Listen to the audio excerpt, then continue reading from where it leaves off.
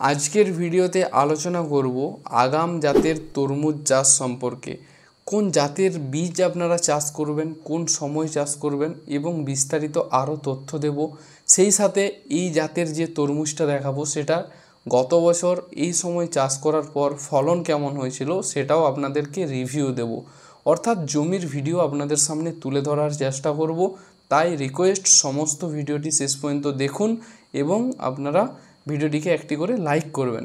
আর এখনও যারা আমাদের ইউটিউব চ্যানেল সাবস্ক্রাইব করেননি অবশ্যই সাবস্ক্রাইব করুন, কারণ এখানে আপনারা কৃষি সংক্রান্ত বিভিন্ন তথ্য পেয়ে যাবেন আর এখান থেকে আপনারা উন্নত মানের বীজ ডেলিভারিও নিয়ে নিতে পারবেন। তো চলুন এবার ভিডিওটিকে শুরু করা যাক। আজকের ভিডিওতে যে জাতের তরমুজ নিয়ে আলোচনা করব সেটা হলো ইউকে কোম্পানির রেড স্নো। এই যে তরমুজটা রয়েছে এটা আপনারা এই সময় আগামভাবে চাষ করতে পারেন। যেহেতু আজকের ভিডিওতে আমি আলোচনা করছি আগাম জাতের তরমুজ কিভাবে চাষ করবেন, তাই আপনারা এটাকে আগামভাবে অর্থাৎ অক্টোবর মাস যদি আমি ইংরেজির বলি আর বাংলার হচ্ছে আশ্বিন মাস, এখান থেকেই আপনারা শুরু করতে পারেন এই জাতের তরমুজের চাষাবাদ। তো এখন থেকে যদি শুরু করেন বাজার মূল্য একদিকে যেমন প্রচুর হাই পাওয়া যাবে, কারণ তখন কিন্তু মার্কেটে কোনো রকম কোনো তরমুজ থাকে না। আর একটা আপনাদেরকে ইম্পর্টেন্ট কথা বলি, এই সময় যদি আপনারা তরমুজ লাগিয়ে ফেলেন তাহলে কিন্তু ক্যাটারপিলারের আক্রমণটা খুব কম হয়।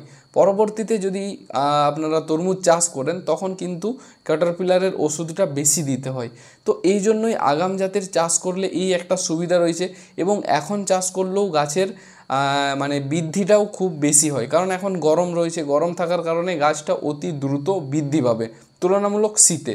যখন অতিরিক্ত শীত পড়ে যায় তখন গাছ কিন্তু অতি দ্রুত বৃদ্ধি পেতে চায় না। এই জন্যই এই টাইমে আপনারা যদি চাষ করেন একদিকে দামও ভালো পাবেন এবং আপনার ফসলটাও কিন্তু ভালো হবে। তো আপনারা যদি বীজ নিতে চান বীজ আপনারা এখান থেকে ডেলিভারি নিয়ে নিতে পারেন। বীজ নেওয়ার জন্য আপনাদেরকে কিচ্ছু করার দরকার নেই, জাস্ট আমাদের যোগাযোগ নাম্বারে যোগাযোগ করুন আর অর্ডার করে দিন এবং বীজ বাড়িতে একদম পৌঁছে যাবে।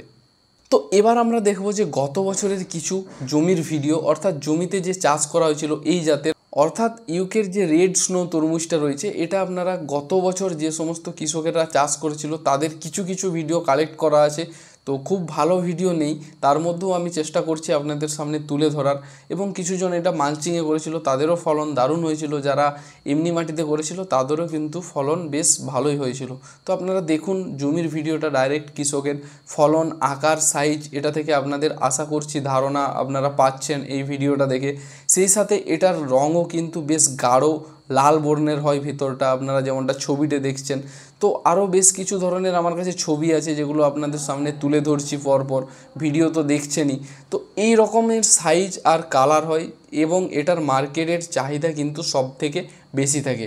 আর যদি আপনারা ওজনের কথা বলেন তো এটার গড় ওজন 3 কিলো 3.5 কিলো পর্যন্ত কিন্তু হতে পারে।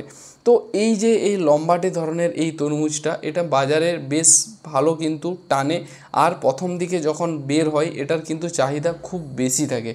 তার জন্যই আপনাদের সকলকে রেকমেন্ড করা এই সময় আগামভাবে যদি এই তরমুজটা চাষ করতে পারেন আপনারা কিন্তু অনেকটা প্রফিট করতে পারবেন এই তরমুজ থেকে। তো যারা জমি তৈরি করে রেখেছেন এবং কোন সবজির চাষ করবেন ভেবে পাচ্ছেন না, তারা এখন থেকেই শুরু করতে পারেন, অথবা আপনারা আর 15-20 দিন পর থেকেও শুরু করতে পারেন বা পুজোর পর থেকে স্টার্ট করতে পারেন, কোনো রকম কোনো সমস্যা কিন্তু হবে না। তো আগাম জাতের তরমুজের বেস্ট সময় হচ্ছে এবছর দুর্গাপুজোর পর থেকেই আপনারা শুরু করুন এবং বীজটা আগে থেকে কালেক্ট করে নিন। আর যদি পরেও করতে চান পরেও কিন্তু এই জাতের তরমুজ চাষ করতে পারেন, কোনো রকম কোনো অসুবিধা হবে না। বাকি যদি যাই সমস্যা হোক সেটার জন্য তো আমি রয়েছি আপনাদেরকে হেল্প করার জন্য। আর আবারও বলছি বীজ যদি নিতে চান তাহলে আমাদের যোগাযোগ নাম্বারে যোগাযোগ করে কিন্তু বীজ বাড়িতে নিয়ে নিতে পারেন। তো ভিডিওটি কেমন লাগলো সকলে কমেন্ট করে জানাবেন, আর কোন টপিকের উপর আপনারা নেক্সট পরবর্তী ভিডিও চান সেটারও কমেন্ট করে অবশ্যই জানান সকলেই। আর সকলেই ভালো থাকুন, সুস্থ থাকুন এই কামনা করে আজকের ভিডিওটি শেষ করলাম।